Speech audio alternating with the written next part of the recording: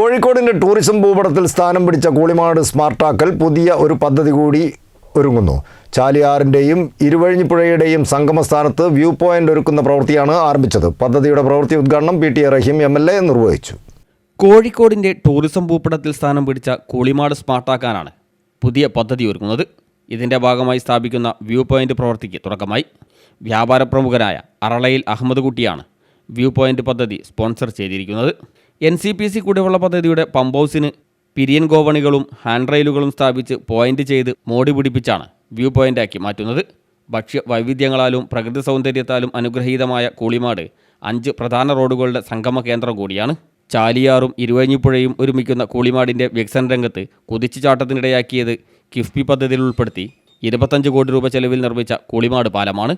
പാലത്തിൻ്റെ ചുവട്ടിലുള്ള 1 ഏക്കറിലധികം വരുന്ന റവന്യൂ ഭൂമി പ്രയോജനപ്പെടുത്തി MLAയുടെ ഫണ്ടിൽ നിന്ന് അനുവദിച്ച 25 ലക്ഷം രൂപ വിനിയോഗിച്ച് പാർക്ക് നിർമ്മാണ പ്രവൃത്തിയുടെ 1ാം ഘട്ടം പൂർത്തീകരിച്ചിട്ടുണ്ട്.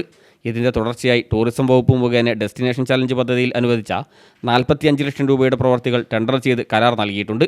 ഇരിപ്പിടങ്ങൾ, ഗ്യാലറി, ഓപ്പൺ സ്റ്റേജ്, ചെട്ടിക്കടവിലേക്കുള്ള ബോട്ടിങ്ങിന് വേണ്ട സൗകര്യങ്ങൾ, കളിയുപകരണങ്ങൾ, ലൈറ്റിംഗ്, CCTV, ഓപ്പൺ ജിം തുടങ്ങിയ മുഴുവൻ ഘടകങ്ങളും പൂർത്തീകരിക്കുന്ന രീതിയിലാണ് പ്രൊജക്റ്റ് തയ്യാറാക്കിയിട്ടുള്ളത്.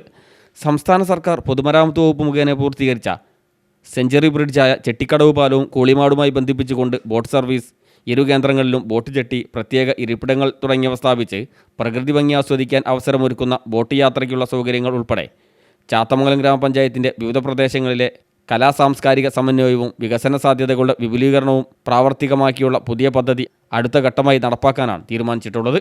ഇപ്പോൾ ലഭ്യമാക്കിയ ഫണ്ടിൻ്റെ പ്രവർത്തികൾ പൂർത്തീകരിക്കുന്നതോടെ 3ാം ഘട്ട വികസന പ്രവർത്തനങ്ങൾക്ക് ആവശ്യമായ തുക അനുവദിക്കാവുന്നതാണെന്ന് PTA റഹീം MLA അറിയിച്ചിട്ടുണ്ട്.